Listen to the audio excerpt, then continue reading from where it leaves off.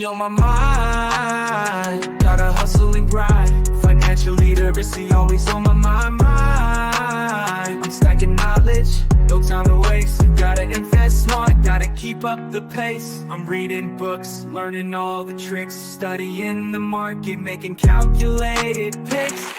What's good, everybody? It's your boy, Reckless Ray Dinero, and we are back at it again. This is the beginning of September. I want to welcome you guys in. If this is the first time you're catching me, or honestly, if it's just the first time you're catching me, this is a small channel, so it's a high probability it's the first time you're catching me.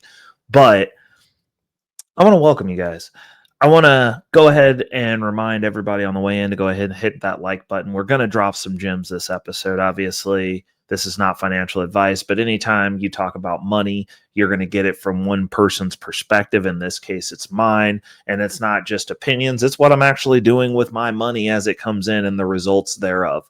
And it really is basically that simple. So go ahead and hit that like. If you're not subscribed, if you've been here more than 2 times, why are you not subscribed? Go ahead and hit that subscribe button. It's not going to hurt anybody. It's an easy way to support the channel. The other thing that you can do that supports the channel is hit that subscribe button. Go ahead and join the Wolf Pack. It's wonderful over here. Great group of people. We chop it up down in the comments whenever you guys feel like talking, asking questions. And yeah, let's go ahead and jump into it. What are we doing? It's the first of the month. Actually, it's Labor Day. So happy Labor Day. I'm hoping you guys are getting some rest in. This video will be premiering a little bit later in the day because you're going to be sleeping a little bit, some of you. I know I am. And but it's the first of the month, and I want to go ahead and hit this first of the week. First week of the month is when we drop these updates. I dive into it. Tomorrow, Tuesday the 2nd, you'll be getting hit with the portfolio update where I show my portfolio, obviously, giving the receipts. We're going to talk about the moves that we're going to be making over the month of September because there's going to be some semi-major changes. Some of them have already been implemented, but we're going to recap, talk about that. Obviously, Tuesday you'll have Wednesday, hump day, you'll have the crypto portfolio update. Thursday we'll do a bag talk episode. I already got that preloaded for you so you can see what that's going to be. It's already scheduled to premiere so you can get the topic information off that. And Friday, we'll be doing a Robinhood update. It might be later in the day and it might roll into Saturday, so you might get hit twice with the Debt Crusher, or Debt Crusher might get moved to Sunday. I'm going to be out of town this week, so Wednesday through Friday, whatever you see from me will be me from out of town. So go ahead and throw that up there. The other thing that I want to go ahead and hit you guys with is, as we're going through this, like, I'm starting to get a little bit more active on the social media platforms that I want to have my presence on, which is predominantly going to be Blossom. I'll still do the updates on Twitter, but basically if you're not verified, nobody cares that you exist, nor do they know that you exist. So probably not going to be playing over in that playpen, at least not until we get some sort of revenue generated on the channel and I can justify or get a tax write-off for having the verified account over on Twitter, because I'm not paying for that out of my pocket with no write-off. It's just not happening. I don't like pay to play. Things that we're looking at moving forward, I am looking to go pro on Blossom. I do like that platform a lot. I just like that it's consolidated talking about money, which is great for me. That's what I like to talk about. So moving into 2026, we are looking at going pro over there. Outside of that, it's going to be standard fare, doing everything the way that we do over here. So let's go ahead and jump into these monthly numbers, because this is the financial update. We got to recap the numbers, dust off, see how we did in the month of August. So let's get to it. Starting off first, we're going to start off with our net worth. Our net worth is up. Positive momentum. And we'll get to why, because it's another bad month. But it's like, if you're doing things right, you should be moving the needle forward no matter what, which means that hopefully you are buying these things at a discount as you're growing. So our net worth increased by $3,255.22, which puts us at $291,000, $291,183.87. I'm starting to put numbers on these so that way we can track from month to month how we're doing across the board on everything. So this, obviously, the thumbnail will show 91,000. I'm just going to make it a flat basic number. But as we did the snapshot towards the end of the month, that's where we ended up. That's where we're at. As far as that goes, hard work, I guess, consistency, following the plan. All of these things factor in to, pushing that forward even on the months that are bad. Now, what I would like to see is this being a small move forward, because normally if the bull run is running, or we're getting positive motion in the markets or otherwise, it's normally a 10,000 plus jump in the positive direction. But what I would like to see, I would even take less large jumps if we stabilized. But if we're going to have large jumps, still here for it. But the thing that I'd like to see is on the months like this month. And I mean, this was again another factor for last month, is another bad month where towards the end of the month last month, I was feeling pretty bad. Like I mentally in my head, I was like, yo, like this is going to be a terrible month. And we moved forward last month as well. The thing that I'd like to see is on these bad months to be able to push the needle a little bit forward. And considering what our savings rate was, which we're going to be talking about next, this doesn't surprise me. But what surprised me about it was how much we were able to stock away while predominantly focused on getting the first chunk of our debt done. And I haven't pulled the numbers as I'm recording this. I'm going to be pulling the numbers for my Debt Crusher episode, which will be on Saturday or Sunday. Off of this, I'll be adding those numbers up after this episode and then recording that episode, because I have to get all my episodes recorded today, basically, before we get into the month of September. But this was good for me, because I was working hard, following the process, and it worked out in my favor. So moving on to the next metric. And again, as we're going through these metrics, these are the metrics that I am tracking. I believe, actually, not only do I believe, but I was taught that what is measured improves. And in that regard, I can 100% say that when I started taking my weight, when I wanted to gain weight, I started focusing on gaining weight. I started eating better, started making sure I was getting my training in and doing what I needed to do to pack on an additional 15 pounds. When it comes to my finances, as soon as I started tracking these, and I've been tracking them for a while now, but what I started to notice when I had to sit down and put these numbers together and actually look at my financial situation at the end of every month, lo and behold, I started increasing my net worth year over year. And then month over month, I'm making incremental improvements that stack onto the year. It's a compound interest. It's a compounding effect with my money. And so these are the things that I look at. I have a couple of sidebar metrics that I track personally for just random things that I think I'm excessively spending on.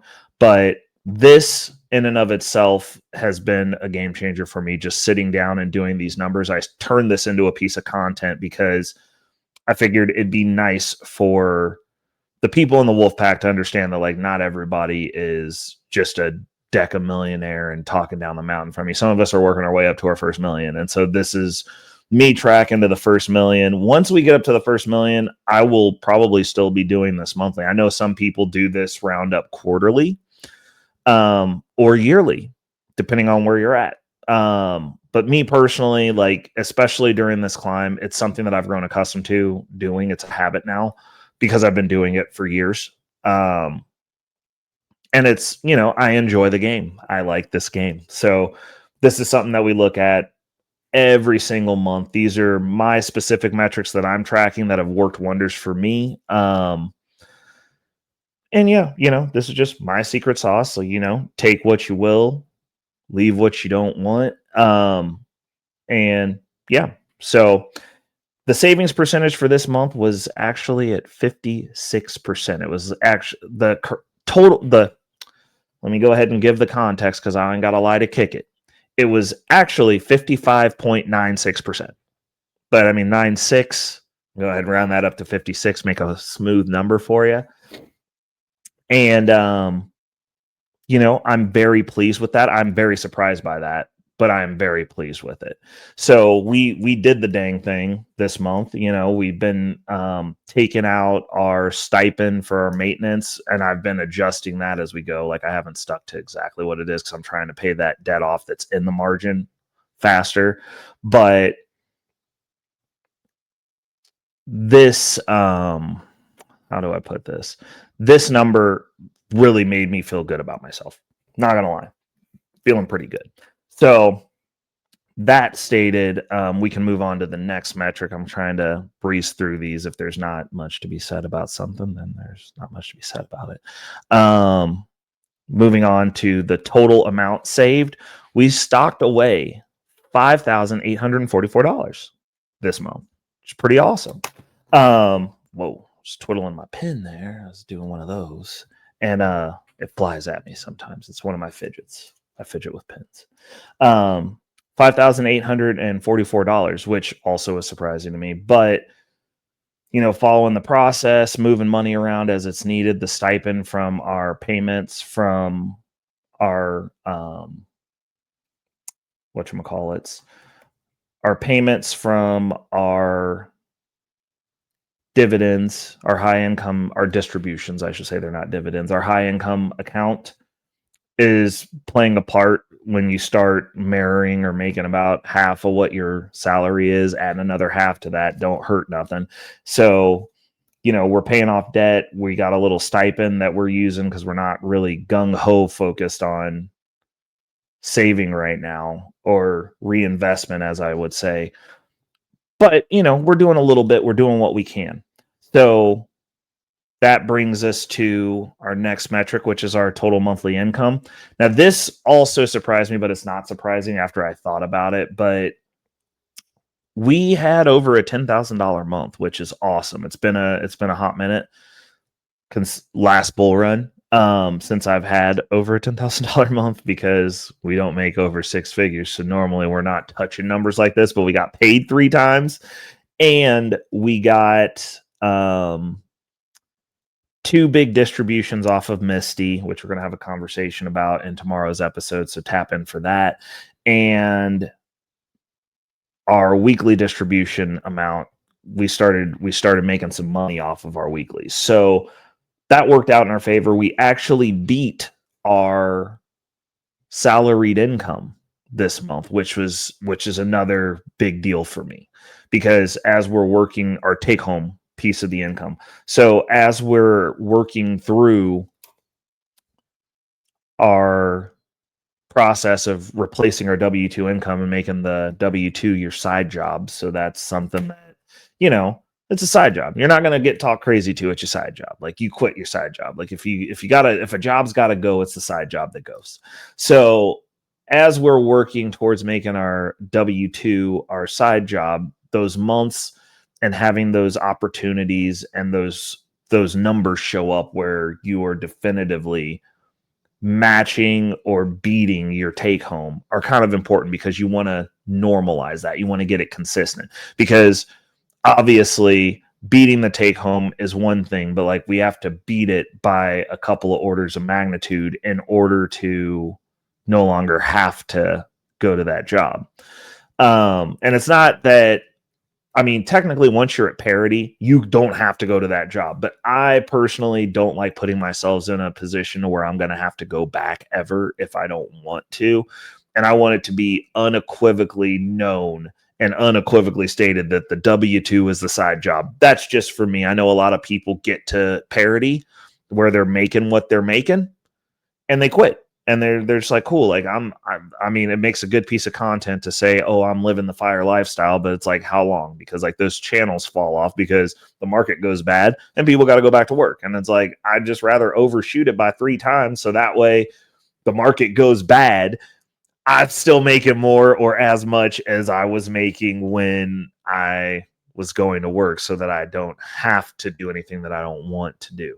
Now, me being who I am, until I get another project off the ground, I'm going to be going to work somewhere. It might not be where I'm at because there's only a certain amount of crazy talk or disrespect or inconvenience that you're going to take from your side job, because it's a side job. So this is like something you don't have to do. Like, I'm definitely not showing up to somewhere that I don't have to be to get talked to crazy. So like those are things that you have the freedom, because it's like I can go get something to do anywhere to get some insurance. Like, maybe even have better insurance, because you can go to one of those places where you can just disappear amongst a couple of thousand people and it's not that big a deal because they don't talk to you crazy every day. So, you know, it gives you optionality, and then it doesn't matter because that's a side job anyway.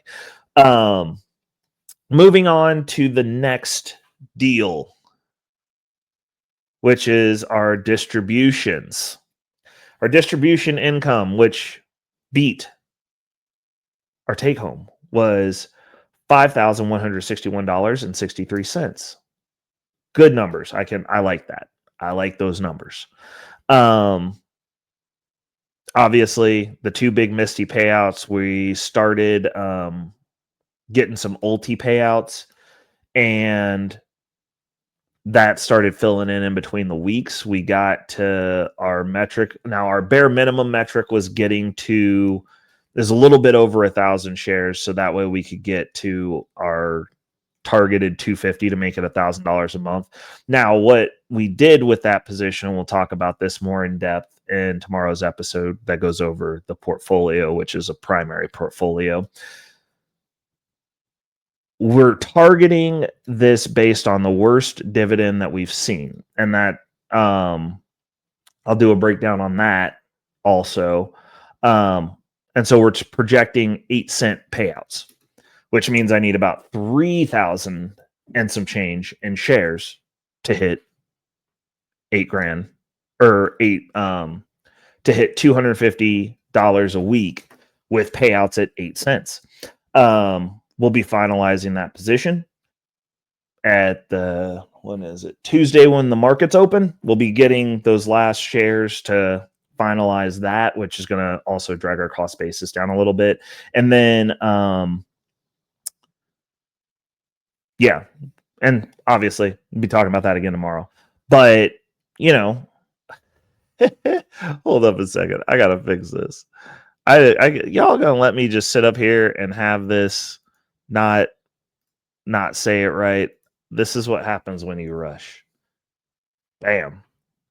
Either that, or when I was going through here and verifying these, I might have hit a button because I was rushing to get this set up to record, because I get excited about recording, and then the zoomies get me, and next thing you know, I done deleted the D off dividends, and so it was dividends for a little bit there. I'm sure you guys busted me out, but it's okay.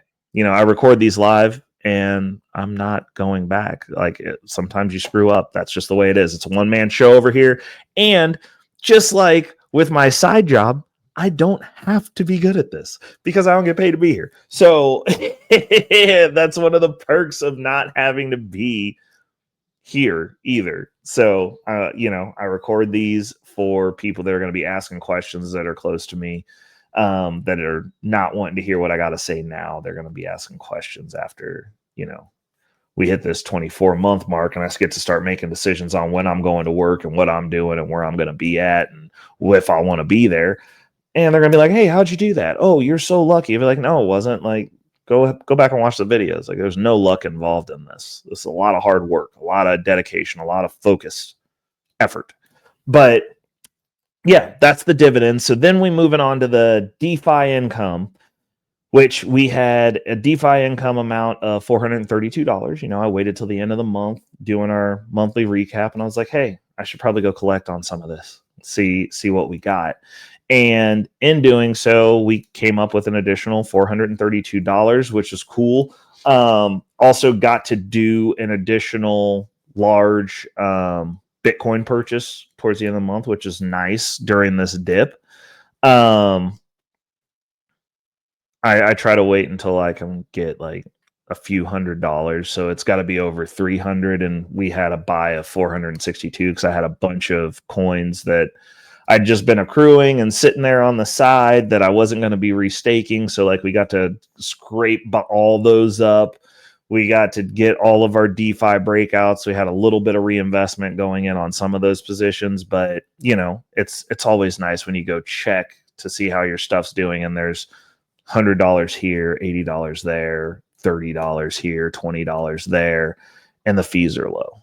The important thing is the fees being low. So we went ahead and threw that on over into the Bitcoin bucket, which you'll hear about on Hump Day Wednesday's episode of Crypto Portfolio Updates. We'll talk about that. And yeah, so that's where we were there. And then rounding out our list, we have our month-ending credit score. So this month, our credit score at the end of the month was 730. It's nice. That's 12-point increase because of that big chunk that we moved over into the margin garbage disposal to just get it out of the way. Now, at the end of August, because I don't think we're going to be able to do this, the chunk moves will probably be at the end of the month, or anytime I get about $2,000 off of the margin total. Anytime I get about $2,000 off the margin total, I can move another $2,000, and we'll see how that looks. But I think like about once a month, we should be close to being able to do that. That's kind of where I'm aiming right now. But we'll see. We'll see how it goes. You know, we got stuff to do, things we have to handle, and yeah, we're gonna keep pushing as hard as we can. That's what we're gonna be closing out with this episode. Important recap things, like let's see what our closing thoughts are. I mean, it's just interesting now that we're getting into some good amounts of money in some of these portfolios. The swings are a lot larger, so it makes you feel bad when the market goes against you. But those increasing that income, definitely a pivotal piece in this, because without that, like if I was just trying to just straight up invest in assets and wait for the growth for 30 years, a lot of you are doing your grandfather's plan, and I'm probably going to be doing a video breakdown on like why that doesn't actually work anymore. I wouldn't be able to clear out this debt at anywhere close to the rate that I'm about to do, because like now that we're rolling and we're focused on crushing this debt, a couple of the moves that we're going to make is going to accelerate this even more, which is getting more acceleration out of my money. And it's going to be an understanding, and I'm going to make it clear on why my strategy for me in my situation. The thing that people have to understand is personal finance is exactly that, personal.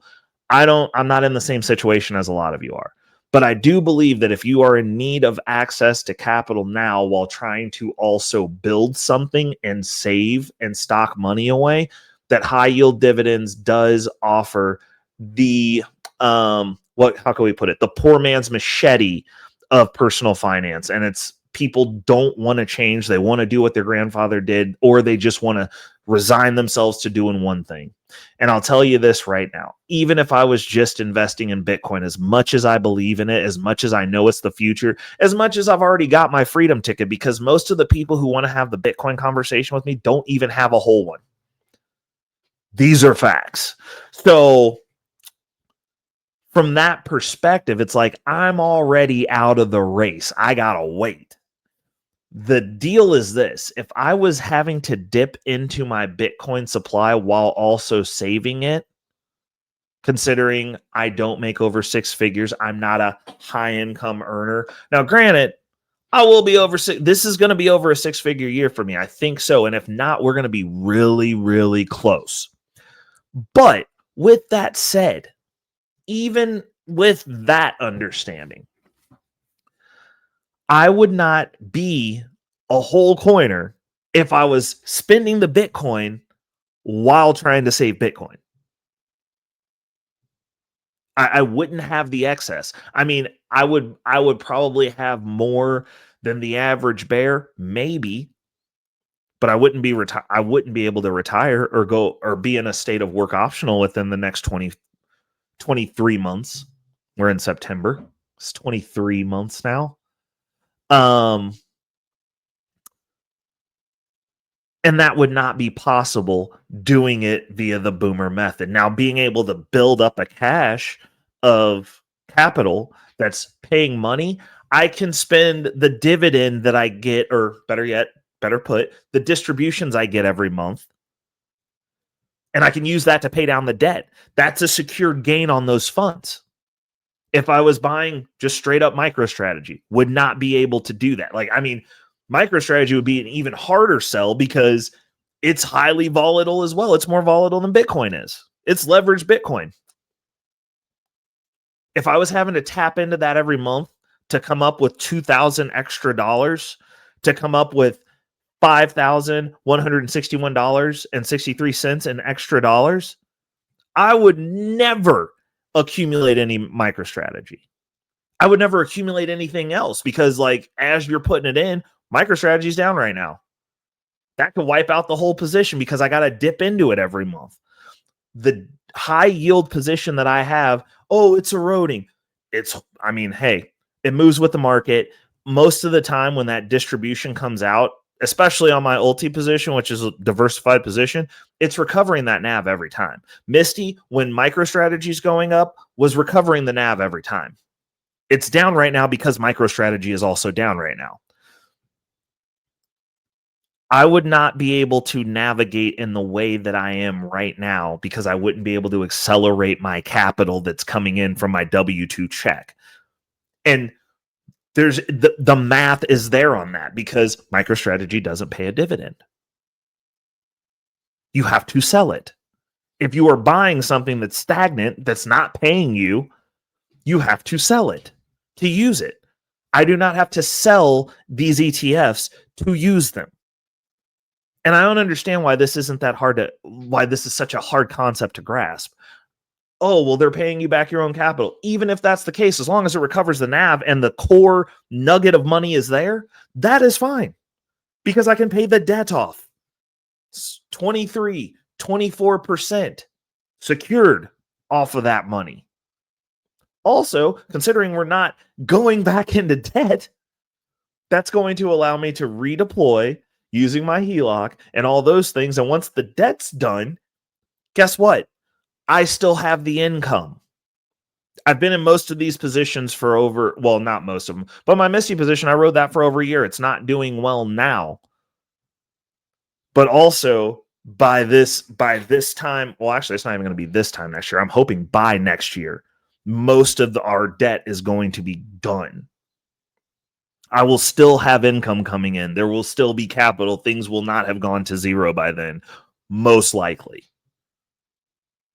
And if they have, I still have a whole Bitcoin. Like, I still have other assets.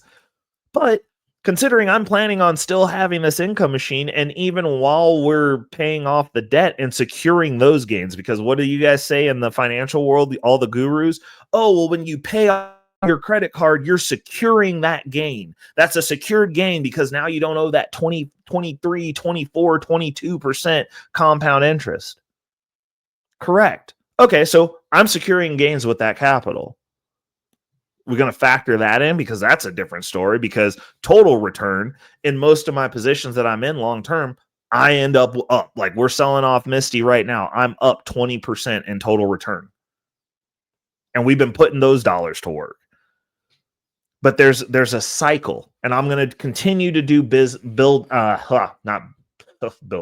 I'm going to continue to do content on this specifically because there's nothing worse than having somebody who's not keeping up with you, not mathematically outpacing you in any metric that's available for any time period within the time that we've been alive so far. argue with you about how what you're doing that's actually working isn't going to work, especially when I'm tracking it with receipts. I'm showing you the debt.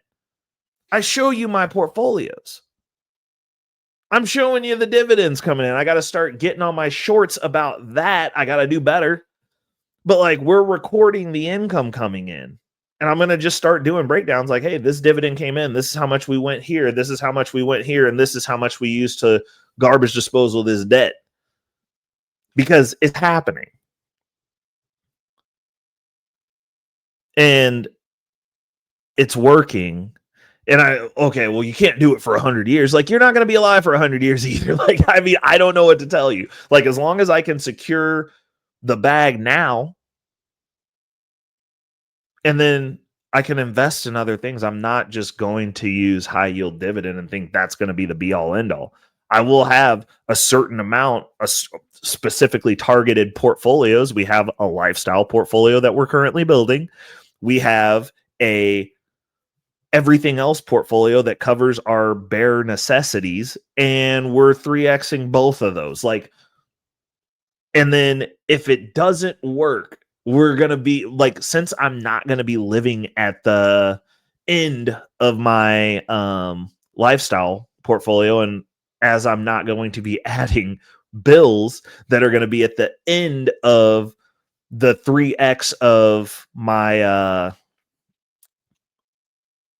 bare necessities, my cut to the quick portfolio, we're going to have a whole lot of money to invest, because I'm not really planning on living a lifestyle beyond what I'm doing now. Actually, as a lifestyle portfolio extends out, we'll probably go like 1.5x what we're doing now. And that portfolio is probably going to be 4-5x what I'm doing now. So I'm going to have a lot of money to invest with during that time period until the wheels fall off. And then when the wheels fall off, guess what? I still got all this Bitcoin. I'll have all of my hard assets. I'll have my portfolios. I'll have my crypto. We'll probably have something to pivot into for the income. Because, like, I mean, I don't know that we're ever going to not have covered calls. I don't know that we're not going to have puts. I don't know that we're not going to have leverage. So there'll be something. So, you know, I mean, as long as it works for about the next 24 months, actually, I'd say this, as long as it works for 5 years, I'm good, because I will have a whole lot more Bitcoin, and I will have, I mean, by then, because we're going work optional in 23 months. And that last year, we're going to be setting up a business. So that's going to be Bitcoin related. So if Bitcoin goes to zero, I guess we'll say, hey, you guys can put your hopes and prayers behind Bitcoin going to zero, because that would be detrimental to me also. But otherwise, I'm just going to keep getting freedom tokens and getting out the matrix, like, and doing stuff that I want to do. So, you know, you can ride that however you want it, but the strategy isn't just one thing. Unfortunately, I don't know. And if you're going to work 30 years, like, if I was going to work 30 years and I was planning on retiring at retirement age, if I was going to do just one thing, I would just buy as much Bitcoin as I could get my hands on and wait. Like, if I had a job that I actually wanted to go to every day that was just dope and awesome, and I just love what I do, and I tap dance into work every day, and I'm Warren Buffett, I would just buy Bitcoin at that point. Like, I would max out all my retirement stuff and just buy Bitcoin and call it a day. If I was going to do just one thing and then smugly look at everyone else. But instead, I bought a whole Bitcoin and then smugly look at everyone else now, because they're just like, well, why are you doing all this other stuff? I was like, I don't want to work for the next 20 years doing what I'm doing. Definitely not doing what I'm doing where I'm at. Like, I don't like it. Like, I don't want to do it. And being in, like, you know, like, I don't know too many people that are going to be signing up to just get their bodies just ground to pulp to be also underpaid. And then, you know, trying to the attempted financial trapping of said people. Like, I'm not doing that. Like, I'm not signing up for that version of the Matrix. I'm not going to destroy my body to make sure somebody else gets their American dream. I'm going to go get mine, and I'm capable of doing it. So why wouldn't you do that? Unless you're tap dancing to work. And if I was tap dancing to work, I would only buy Bitcoin, and then I would wait 20 years and then be stankin' wealthy, or work as long as you had to until you just didn't have to be there, or you didn't want to do it anymore. Totally fair. But for the rest of us who are working, who are building you're in the position where you're building the plane as it goes. And like, if I was younger, I would do this then, because then you can be like, if I was like 21 right now, I would be retired by probably 35 at minimum. And I would use this exact same strategy to do that then too, because at 21, your expenses are less. You hit work optional way early. Then you can just go find a career that you tap dance to. And then you still have that nest egg of money, and then you can just use that to buy all the assets on the planet. You're still ahead. If you're younger, this works better. Like, just imagine if you could just piece together $20,000 and darn near hit what you're making now. Now you're at parity. You make double what you're making. And you can use the second stream of income, which is going to be your distributions, to just buy assets. And you don't have to worry about anything else, because you should be covering your expenses with your W-2 income. But now the way that you navigate jobs is different. You can work out the best deal possible because you don't have to be there. You're growing your asset base, even your income base, as you do that. Like, you 20 making 40 grand a year with minimal bills, you could easily put together a portfolio of high yield where you're making 60 grand. Now you're covered for your next two jobs that you look for, and you just keep letting that ride. You start buying assets, you start buying Bitcoin, you start buying stocks, because now you're making $60,000 a year of money you don't have to touch. You are a two-income unit of a person. You have your income and you have your distributions that you've built up by being financially literate. And the time that it's taken me to do this, it'll be collectively about 2.5 years. The tools that I talk about on here, leveraging, not leveraging to start, leveraging after you've started and you already are generating the income to manage the loan. Leveraging smartly, not tapping margin, going outside so that way you're not forced liquidated if things go against you, giving yourself some more time in the game. I don't consider myself the smartest person, but I know what works and what's working.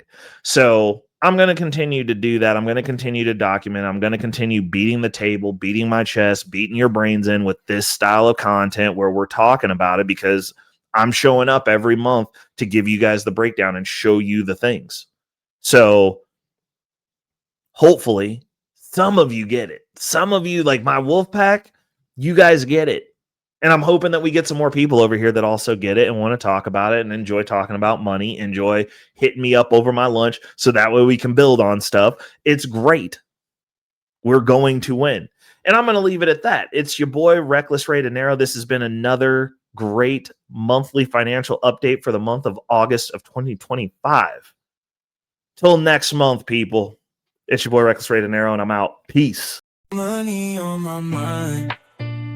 Yeah, focus, got no time for games. Nah, I don't play, man, I'm all about that financial literacy. Investing in my future, building generational wealth. Dollar bills, they be calling my name, but I ain't chasing fame, I'm chasing change. Learn the game, now I'm playing it smart. Putting my money to work, it's an art. I'm stacking paper, building my own empire. No more living check to check, I'm getting higher. Investing in stocks, real estate, and more. Gotta secure the bag, that's what I came for.